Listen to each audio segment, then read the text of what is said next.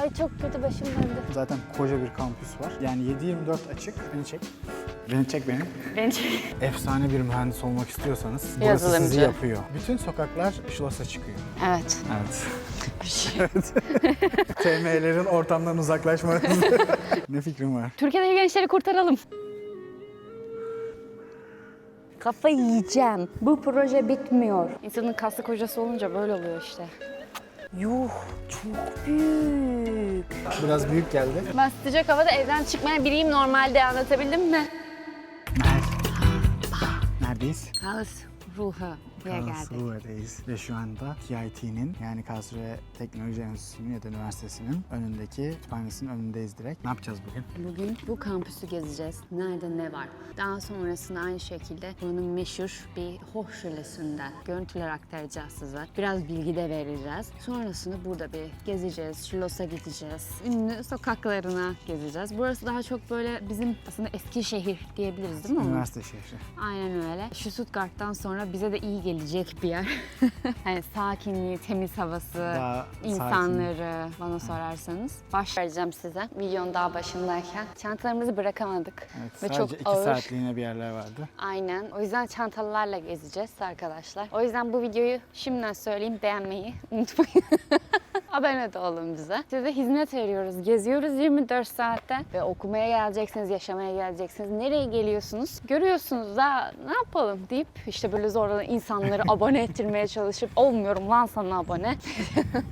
Kütüphanenin şöyle güzel bir yanı var. Yani 7/24 açık. Bir de yaklaşık 6 katlı full çalışma alanlı, yani çalışma alanı öncelikli dizayn edilmiş ve aradığınız bütün kitapları bulabiliyorsunuz. Belli bir saatten sonra da öğrenciler kendi kartlarıyla giriş yapabiliyorlar. Ama sabaha kadar burada oturup ders çalışabiliyorsunuz. Işıklar efsane böyle masalar var. Çok güzel. Şu an pazar günü de olduğu için biz içeri giremiyoruz. Öğrenci kartımız da olmadığı için o yüzden oradan çekim yapamıyoruz. Hemen arkasında burası kafeteryası. Burası da menzası, yani yemekhanesi. Bayağı büyük 2 katlı bir yemekhanesi var. Burası da kafeteryası. Burada da gene önünde Keyifli, gölgelik. banklar var. Aynen. Geniş Burada bir oturup alan. şey yapabiliyorsunuz. Bence bir okuldaki en önemli şeylerden biri de hani sosyal anlamda. Evet, orta olanların geniş olması ya da etkinliklerin vesaire yapılması. O konuda cidden zaten koca bir kampüs var. Şimdi gezeceğiz de. O konuda da cidden gayet başarılı bir üniversite diyebiliriz. Hadi gel şöyle gidelim. Sen burada ne okumuştun Onur? Ben burada bir yıl informatik, yani yazılım mühendisliği. Ondan sonrasında da yaklaşık 3 yılda elektrik elektronik mühendisliği okumuştum. Zor muydu? Bayağı zordu.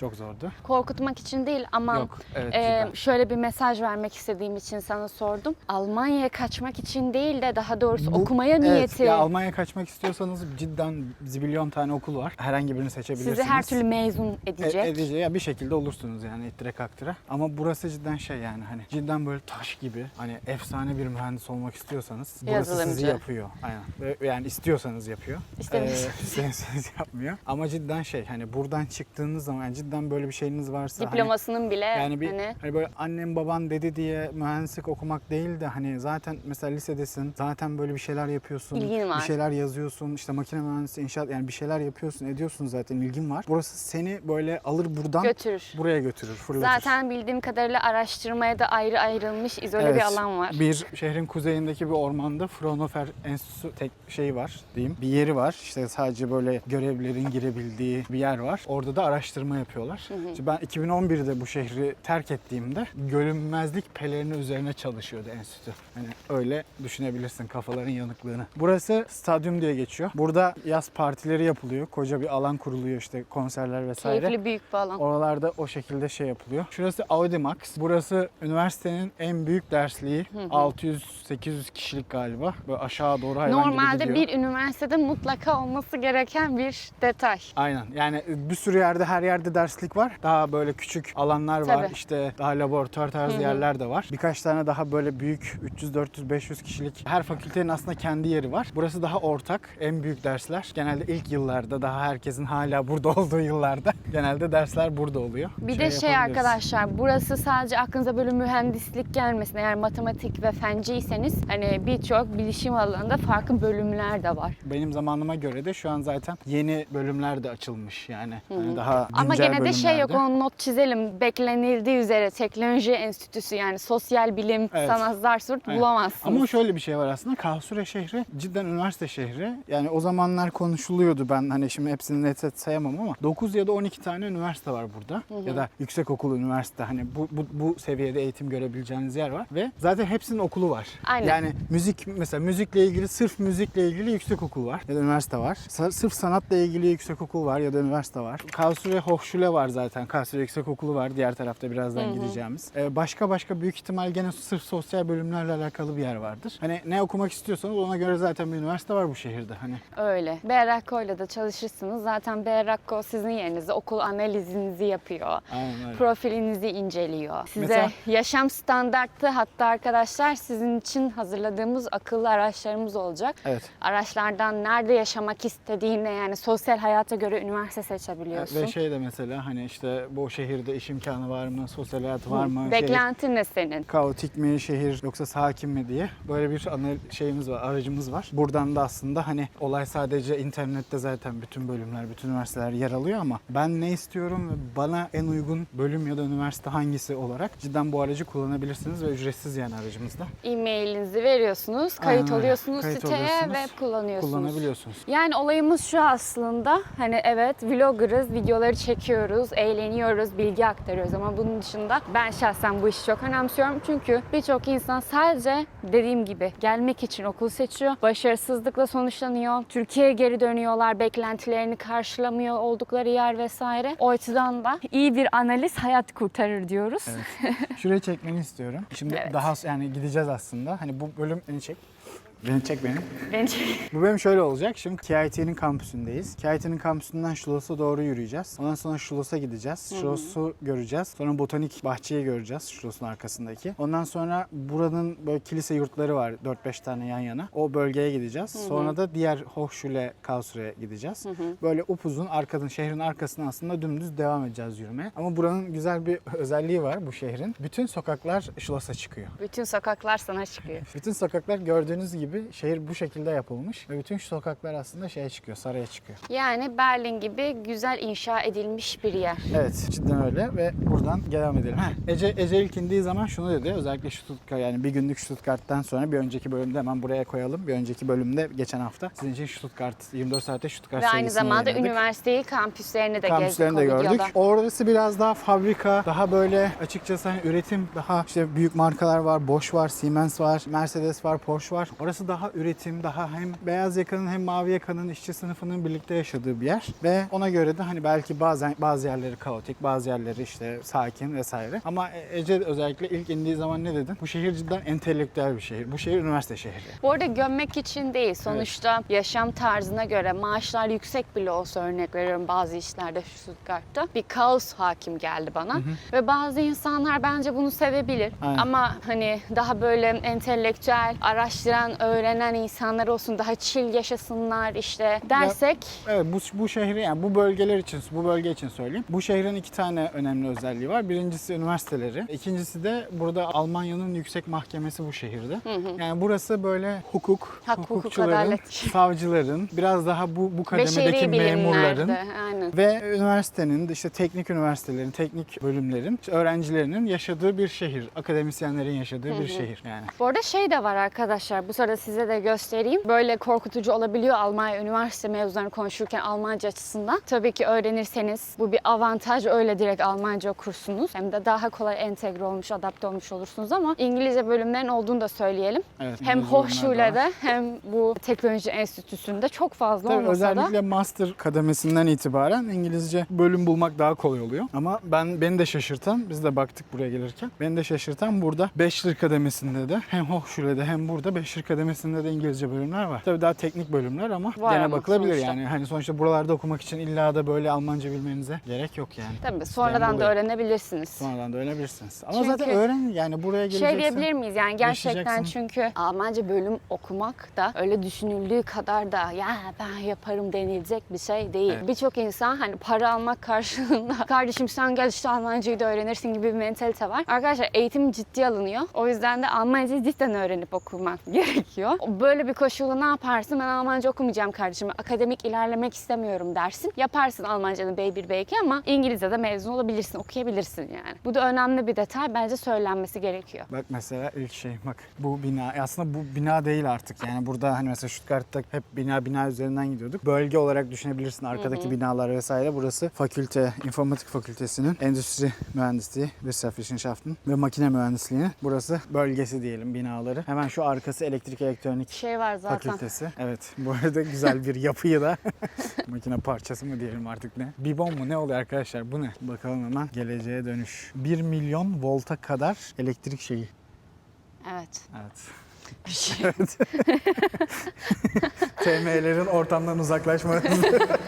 Eşit ağırlıkçılar ayrılıyor. Sen sevdin mi kampüsü? Ben mi? Evet. Ben sevdim. Birazcık ilgim olsaydı o dönem matematik fence olsaydı mutlaka düşünürdüm burayı. Baya sakin, baya büyük, geniş. Evet. Siz sevdiniz mi? Videonun sonunda yazmayı unutmayın.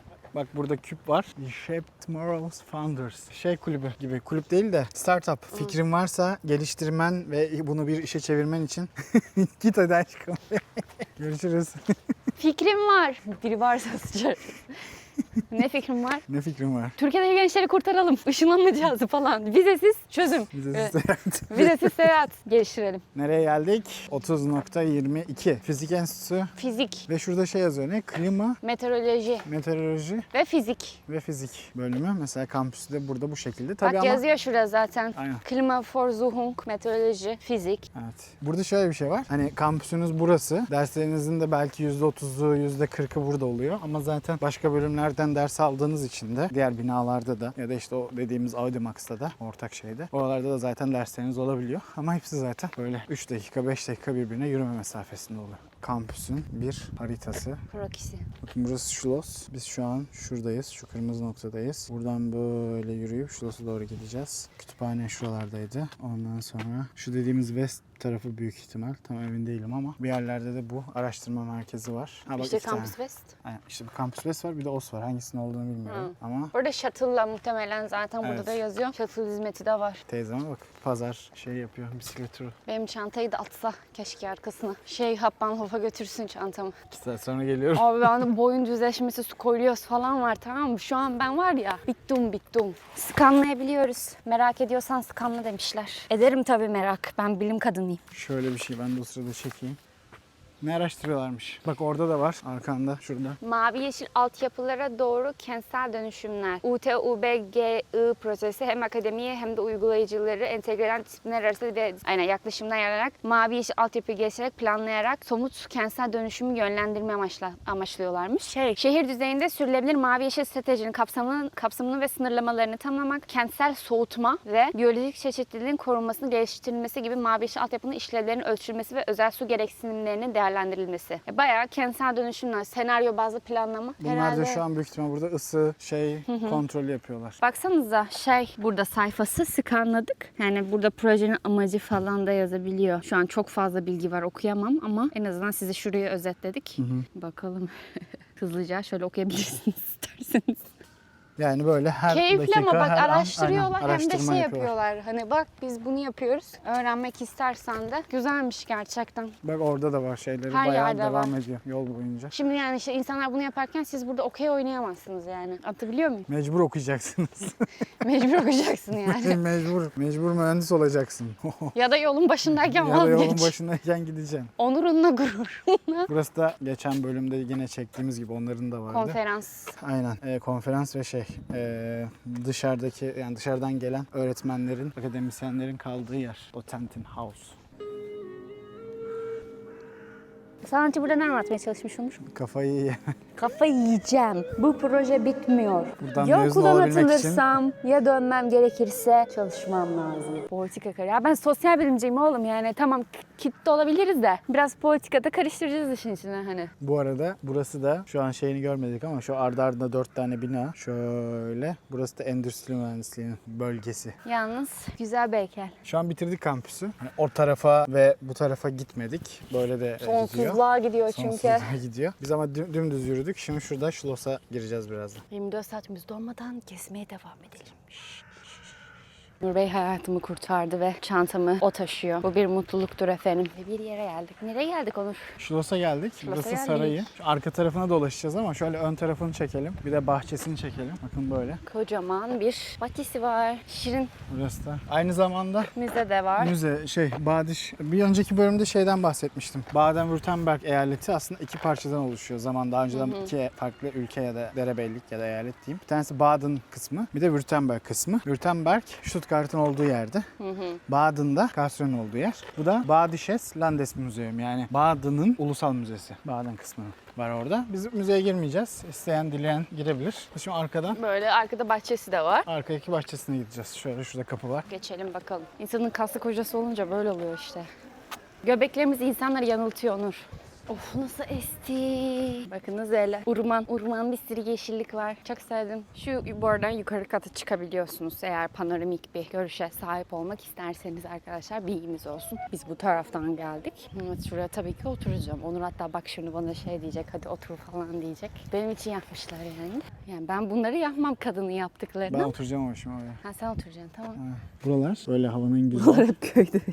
Neydi? Hep darlaydı. Hep dallaydı, dutluktu. Buralar havanın güzel olduğu ve şu an tatil dönemindeyiz. Hani hem öğrenciler için hem çalışanlar için dediğim ilkokullar için. Onun olmadığı zamanlarda böyle Mayıs-Haziran aylarında burası böyle alabildiğini havaya da güzelse burada çimlerde yuvarlanıyorlar. Tabii zaten şuraya baksana, tam yuvarlanmalık bir alan yani bu arada. Çok keyifli. Ve gölge olması da çok güzel. Çok ağaç olduğu için. Evet, bayağı serin de yani daha şeye göre. Bakın böyle tatlı bir trenleri var. Bu şeyin içerisinde, burası çok büyük bir orman aynı zamanda. Bunun içerisinde gezdiriyor. Böyle ayrı ayrı farklı yerlerde anıtlar var. Şey gibi hatırlarsın. Berlin'deki Tia Park gibi. Öyle bir ormanın içerisinde gezdiriyor küçük trenle. Devlet üstüne. Bastonun nerede ya? Ben kralım. Ne bastonu? 2+1 mi? Halkım selamlıyor. Bir oturacağım buraya. Oturayım bir deneyim. Otur gel. Kraliçem. Yeni nesil kraliçe. Berrakko'dan hizmet alanı bu koltuğa oturtturuyorum. Buyurun efendim. Merci. Buyurun efendim. Merci. What's this bro? Güneş enerjisi var. Elektrik şey mi? Pano var. Bir megafon bağlamışlar. Evet. Gene bir üniversite Güneş icadı enerjisi gibi. değil mi o? O güneş paneli. Bu trafo gibi bir şey yapmışlar. Oradan megafonuna bağlamışlar. Bilmiyorum. Haber edin. Ne bulursanız. Ne? Şurada da bir gölet var. Bak, Aa, orada çok da böyle güzelmiş. çok güzel oturma yerleri var. Burası da böyle devam ediyor. Şimdi şehrin batısına doğru gidiyoruz. Orada bir botanik bahçesi var. Hadi. Gidelim hadi. Gerçekten orman şahane ama. Güzel bir alan. Kocaman. Değil mi Onur? Efendim? Övüyorum. Ormanı övüyordum. Ya şu an Stuttgart'ın arkasındaki Schlossgarten ağlar diye Evet. ben ufak bir Burası övgü- daha dokunulmamış, daha elde ellenmemiş. edilmemiş bir yer. Evet. Bir de en güzel de tabii ki Berlin'de. Tia Park var. Hayvan gibi büyük. Berlin bilmiyorum. Berlin yani hem bu kadar. Neyse şimdi yavaştan Botanik Garden'a giriş yapıyoruz. Kurtları çok iyi. Aralarına katılalım mı? Katılalım. Kaybolalım aralarında. Bize de anlatsınlar. Aynen. Ne anlatıyorlar? Bitki türü mü? Muhtemelen bitki türü. Şuralarda yapılar falan var ya, onların Ha. tarihini anlatıyor olabilirler. Ha, çok tatlı. Çok tatlı bir kafe yapmışlar arkadaşlar. Madişe Weinstuben. Şarap mahzeni mi diyelim. Oturabiliriz bu arada. Vallahi ben biraz açım. Burada bir şey var mıdır acaba? Vardır. Botanik Garden'da bir şey yemek de mantıklı değil aslında ama herkes şarap içiyor. Aklınızda bulunsun arkadaşlar. Şöyle bir mekan. Ay ama çok güzel gerçekten. Değil mi Onur? Evet bak şuralara bir yere gideceğiz diye biliyorum. Şuralarda başlıyor şey. Çok tatlı. Böyle bitkilerin yanlarında hep örnek veriyorum jasmin isimlerini bulabiliyorsunuz. Buraya geldiğinizde böyle ya çiçek, bitki, böcek merakınız varsa bütün bitkilerin. Buradanmış. Ama çok güzel lavantalar, o bu şu. Bir de şuraya da oturma yerleri yapmışlar. Bak şu binanın içinde de bitkiler var. Bak şu binanın içinde. Hı hı. Çok güzel ama baksana lavantalar, oturma yeri. Buraya mı taşınsak? Beğendin mi sen? Beğendim. Alalım mı eve? Hayır. Ben bunları çok seviyorum ama yanlış hatırlamıyorsam kedilere çok zararlı. Sümbül. Yani hem de çok güzel kokuyor bence. Rengi de çok güzel. Bak adam yatmış oraya. Aa, zambaklar. Bu arada arkadaşlar kanalımızı beğenmeyi, takip etmeyi, abone olmayı, bildirimleri açmayı lütfen unutmayın. Balık gözükmüyor ama siz balığı görmüş gibi yapın. İç aşağıda yüzüyor. Bu arada bunların büyüme şekli çok ilginç, biliyor musun Onur? Suyun üzerindeki yaprakların değil mi? Evet yani Evet. bir video. Onlar ne yapıyor orada? Neyse çok. Balığı tutmuşlar. Ben yanlış anladım biraz. Kültürsüz olduğum için. Şaka şaka. Abi çok iyi ya. Ağaç var. Ağacın bilgisi var ama şeyi de var. Büyüme şekli var. Aha gel al sana balık. Oha. Lütfen takip et. Takip etmeyin, bu balıklar yesin arkadaşlar. Yuh. Bak büyük halleri de bu. Çok büyük. Balık Siz bu gibi. küçücük suda nasıl yaşıyorsunuz ya? Evet abi, ben de onu düşündüm. Maşallah. Şurası da bakın. Şurada bir bina var. Şurası ve şurası. Burada da sera gibi. İçeride kapalı. Demin demiştim sadece şu bina diye ama şuraları da gördük. Sera gibi böyle bitki yetiştiriyorlar. Dışarıda zaten yetişmeyen bitkiler var ya. Aynen hem onları yetiştiriyorlar. Belki içeride de biraz bakıp kışın sonra yazın dışarı Aynen, ekiyorlar. yer değişikliği yapabilirler. Ama gayet şirin bir yermiş. Bakın üniversite buradaydı. Buradan geldik. Şuralardan bir yerden girdik. Buradan arkadan hatta şöyle geldik. Şöyle dolaştık. Şlosa Sonra çıktı. Şilos'u aynen böyle geçtik. Ondan sonra böyle geldik. Buralarda botaniğe girdik. Botaniği dolaştık. Buradan çıktık tekrardan. Şu an buradayız. Burası Willy Brandt Allee Caddesi. Meydanı, kavşağı her neyse. Burada da şimdi 4 tane yurt var. Özellikle buraya okumaya gelenlerin hani direkt bilsinler başvurabilecekleri yurtlar olarak. Senin Zaten- kaldığını da söyleyelim onlara. Evet, ben de birinde kaldım. Şu önündeyken anlatırım. Ama zaten yaklaşık 1300 civarında sanırım ya da 1200 civarında Almanya'daki bütün yurtların listesi, iletişim bilgileri, fiyatları ve kaç kişinin o yurtta kalabildiği yani kapasitelerinin yer aldığı bir Aynı zamanda web sitelerinin official linkleriyle aynen bir bilgi PDF'ini de rehber handbook hazırladık. Berrakko'dan edinebilirsiniz. Tabii müşterisi Berrakko'nun danışanı Bu arada olursanız. sistemin nasıl çalıştığını da basitçe anlatalım mı? Her Anlatalım. paketin dashboard'u var. Yani sen paketi aldın, hizmeti aldın. Tabii ki ben sana koçluk yapıyorum. Senin sorularını yanıtıyorum. Ölümüne desteğiniz var. Ama sen ya Ece bana anlattı. Ece hallediyor bir şeyleri ama ben de o sırada öğreneyim Almanya'da yaşam, hayat nasıl, nerede yaşanır. O zaman dashboard'una giriyorsun. Üyelik sisteminden Tabii de aldığınız okuyorsun. paketin seviyesine göre bütün o bilgiler, bütün işte handbooklar, bütün o videolar, bütün bilgiler zaten her an elinizin altında oluyor. Ve Üyelik bununla sisteminden birlikte- istediğiniz zaman görüntüleyebiliyorsunuz. Aynen öyle. Hatta sizin için kolaylık olması adına flipbook şeklinde yaptık. Aynı kitap okur gibi direkt çevire çevire okuyacaksınız. okuyabileceksiniz. Şimdi gidelim. Let's go.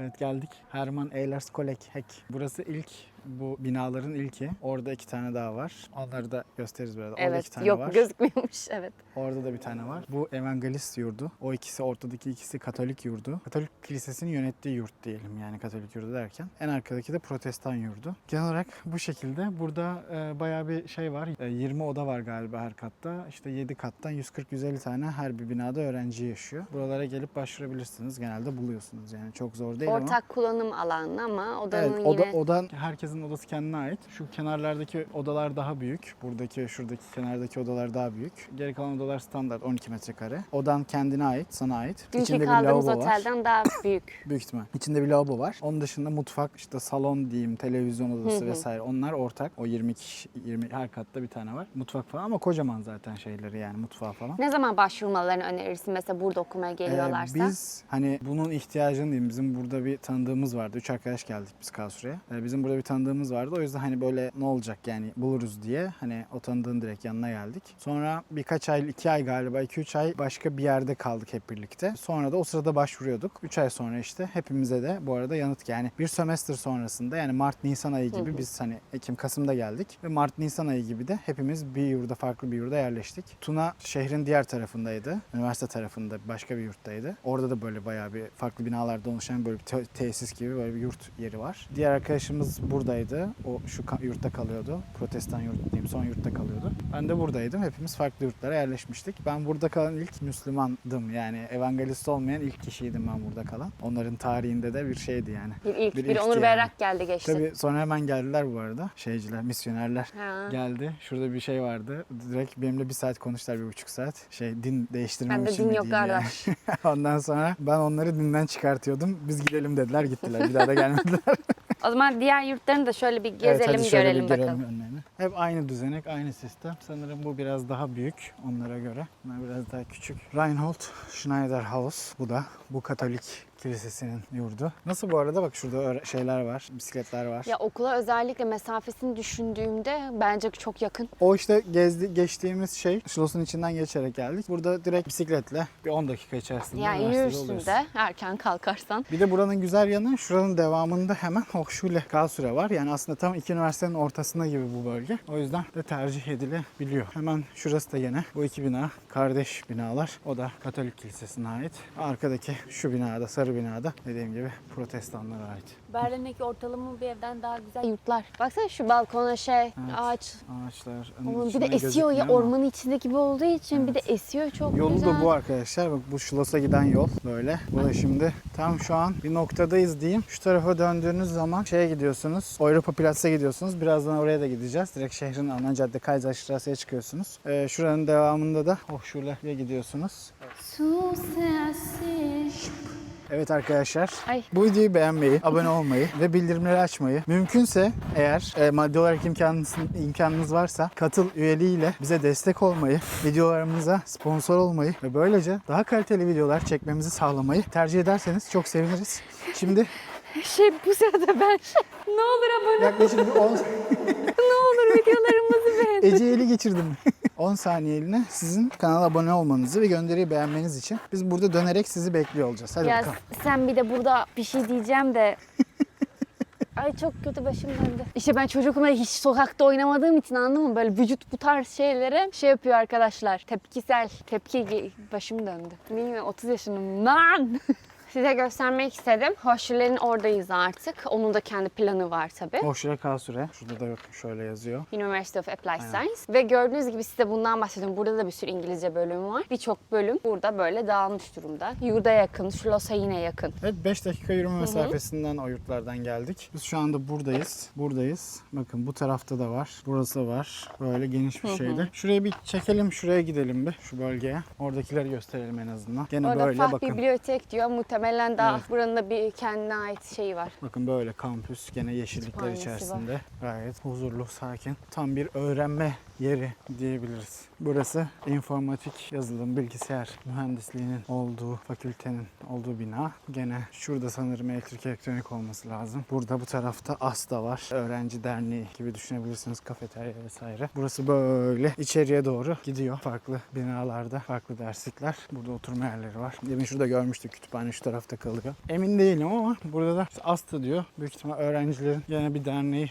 vesairesi var. Evet bakın orada da yazıyor. Kafeterya, yemekhane. Büyük ihtimal burada. Böyle bütün komple bu yapının içerisinde. Burada da yine oturma yerleri var. Genel olarak üniversitede bu şekilde. Gene burada da binalar devam ediyor sırayla. Ben Hochschule'leri çok seviyorum. Aklınızda şey oluşmasın hani üniversite değil ki Hochschule falan. İnanın bana Türkiye'de kaldırımın kenarında açılan X bir üniversite hani para vereceğiniz o okuldan çok daha iyi eğitim veriliyor. Zaten bir önceki bölümde de şeyden bahsetmiştik aslında hani buradaki yüksekokul mantığı, Hochschule mantığı aslında Türkiye'deki üniversite. Çünkü Türkiye'deki üniversitelerde Evet. sadece diploma alıp piyasaya adam yetiştirme Evet, odaklı. aynen. Yani buradaki üniversiteleri, burada mesela KIT'yi ya da işte Stuttgart Üniversitesi'ni karşılaştıracağımız belki 4-5 tane Türkiye'de okul vardır. ODTÜ vardır, İTÜ vardır, Boğaziçi vardır. Yani evet. Geri kalanı zaten hepsi yüksekokul Aynen. aslında yani. Hani kendileri üniversite adına bir şey üretmiyorlar. Sadece gelen öğrencileri eğitiyorlar. Bunu herkes yapıyor zaten yani. Bu arada arkadaşlar mesela bu da pedagoji değil mi Onur? Evet, pedagoji yüksekokulu. Pedagoji Yüksekokulu. Hala kampüsün içerisindeyiz bu arada. Yani bakın buralar hep üniversitenin içi. Devam ediyor yani. Böyle. Bira, fıçı Aynen. birayı evine alıp kendin şey yapabiliyorsun diye. Badiş Brauhaus'a Burası geldik. bira üretiyor. Badiş Brauhaus buranın da ismi zaten. Bu arada Evet. şu an girdiğimiz lokantanın ismi. Onu söylemek istemiştim. Söylemek ister misin bu Brauhaus'un muhabbetin ne olduğunu? Brauhauslar genelde kendi biralarını üretiyorlar. Yani birhane diye geçiyor aslında. Ama çoğu böyle büyük olan da kendi biralarını üretiyor. Burada gördüğün gibi de mekanın biraları var. Bu şekilde de satış yapıyorlar. Hadi oturalım o Hadi zaman. otur. Aynı zamanda burası Badiş mutfağı da. Bu bölgenin mutfağı. Yerel lezzetler deneyimleyeceğiz yani. Können wir setzen einfach? Ja, freie Platz war. Super, dankeschön. Böyle bir restoran. Gayet tatlı. Ve her şey çok lezzetli gözüküyor. Şu an insanların yediği şeylere bakıyorum. Daha da mekan bu şekilde devam ediyor. Sigara içilen bölgeyle sigara içilmeyen bölgeyi ayırmışlar. Şimdi size göstereyim. Şinistel isteyeceğiz. Doyamadık yemeğe çünkü şinistel bu taraflarda güzel. Fiyatlar bu şekilde. Tavuk, domuz seçenekleri var. Bir de keze şüphesi de isteyeceğiz. Bir de şöyle şunu deneyelim dedik. Bardışa keze krem. Bir de hava çok sıcaktı. Şimdi denemeyeceğiz ama şey varmış. Patates çorbası. Patates çorbası var, gulaş var. Gulaş. Onlar da çok güzel ama biraz da akşam yemeği gibi. Burada da bu gösterdiğimiz yerde flammkuchenlar da burada çok iyi. Flammkuchenlar ama akşam 5'ten sonra. O da buranın pizzası gibi. Buranın pizzası gibi, evet. Bu ne böyle ya? Afiyet olsun. Afiyet olsun. Biraz büyük geldi. Biraz fazla büyük. Daha biz Frankfurt'a gideceğiz, değil mi? Evet, akşama Frankfurt'tayız. Akşama Frankfurt'tayız, 24 saatte Frankfurt gelecek. Ama birkaç hafta sonra. Tabii, siz bekleyeceksiniz, biz hep yoldayız zaten. Ya, ülkem de işte. Biz geziyoruz, böyle ülkemizi özlüyoruz yollarda. Tabaklarımız geldi. Ne geldi Onur? Käse Spätzle söyledik 2 tane. Evet. Burada çünkü şinitzel sadece domuz şinitseli vardı. Tavuk ya da hindi yoktu. 2 tane Käse Spätzle söyledik. Bir de buraya özgü bir peynir bu. Badische Käse diye geçiyor. Bir de onun işte yanında sunumu, ekmek ve salatayla biraz şey yapmışlar. Deneyeyim mi? Her yer farklı veriyor Keze Şüphesi'ydi. Bir dene bakalım. Hiçbir şey yemedik. Gerçek tadını söyleyebilirsin muhtemelen. Dünkünden daha güzel. Dünkünden daha güzel. Çok daha güzel dün. Afiyet olsun o zaman bize. Yemekler yendi. Karınlar doydu. Şimdi neredeyiz? Oyapıplatz'tayız. Arkadaşlar şeyin tadı çok kötüymüş ya, sakın yemeyin. Bu Ortaya söylediğimiz peynirin. buraya özel o peyniri, eğer kokulu peynir sevmiyorsanız yiyebileceğiniz bir peynir değildi. Biz sizin yerinize denedik, yemedik üstüne bir de. Siz de ona göre şey yapın. Burası şehrin böyle sosyalleşme merkezi gibi diyebiliriz. Burada sinemalar var. Burada gene AVM tarzı içeride dükkanlar var. Burada da aynı şekilde bakın Primark var, Klumpenburg var, TK Maxx var, BMW var. Böyle. Şu arka taraflarda gene böyle restoranlar, barlar falan filan var. Burası da Kaiserstrasse'nin devam, yani burası Kaiserstrasse. Kaiserstrasse böyle devam ediyor. Şimdi birlikte o ortasına kadar, piramidin olduğu yere kadar şöyle bir yürüyelim. Hadi Dükkanlara bakalım, Five Guys var burada da. Five Guys bayağı her yerde var Almanya'da Yavaş galiba. yavaş açılmaya başladı. Evet. Evet, Cinnamon buraya da açılmış ha. Berlin'de var ya. Ha evet, tatlıcı. Biz denedik mi onu? Ben denedim. Hakeşamark'ta var Berlin'de. güzel mi? Yani Tavsiye eder misin? sürekli yenecek bir şey değil. Çok şekerli çünkü. Hani Ama değişik, deneyebilirsiniz. şeker hastalığın falan varsa. Vegan opsiyonları da var ama bu arada. Buralarda hep böyle küçük küçük pasajlar var. Oralarında hep böyle arkalarında biraz daha hani restoranlar falan da var böyle hani daha sakin oturmak isterseniz, bu sokağın kalabalığından kaçmak isterseniz. Yani bu Böyle sokağın bayağı- kalabalığına kurban olayım Stuttgart'tan sonra. Bu arada herkese AC/DC Galiba tişörtü ben var. şimdi anladım. Biz burada kalmayacağız bu akşam. Frankfurt'a geçeceğiz. Kalmamın sebeplerimizden bir tanesi de zaten programımız da öyleydi ama burada otellere bak. Bu akşam burada minimum 250 euro oteller. Ve sebebi büyük ihtimal bu akşam sanırım var. şey var. Konseri var burada. Konseri var. Şeyde havalimanının yani buralarda yakınlarda büyük ihtimal ve o yüzden bütün şeyler dolu. Evet, oturduğumuz yerde de ben 2-3 tane kadın Aynen. gördüm yine. Çünkü AC/DC şey olamaz. Yani vardı. burada muhakkak bir konser var. Tişörtü vardı. Aynen. Oturup yiyip içiyorlardı. O yüzden zaten şey yapamadık biz de. Burada kalmak Demlenme mantıklı şekli. olmadı. Onur o kadar sahiplendi ki buraya bana anlattırmıyor. Bir şey diyeceğim. Konuşamıyorum. Güzel ya. Öyle çok bir şey yok işte yani. Bir tane sokak var. Bize abone olmayı, yorum atmayı, kaydetmeyi, beğenmeyi, hype'lamayı unutmayın. Bakın bir şurası şey. orada. Şurası evet, her sokak Onu şurası görüyorsun çıkıyor. yani aslında. Aynen öyle. Yolun sonunda orada. Şimdi size birazdan videonun sonunda Stuttgart'ta Kaosüre'nin neden çekiştiğini, neden birbirlerini sevmediklerini de anlatacağım. Ama onun için biraz beklemeniz gerekiyor. Hap bilgiyi almadan bizim kanal. Sanatçı burada ne anlatmak istemiş Ne anlatmak istemiş? bilmiyorum. Çekme beni. Aynen. Çekme beni. Ben videolarda terlemekten çok sıkıldım artık. Gölgede konuşuruz.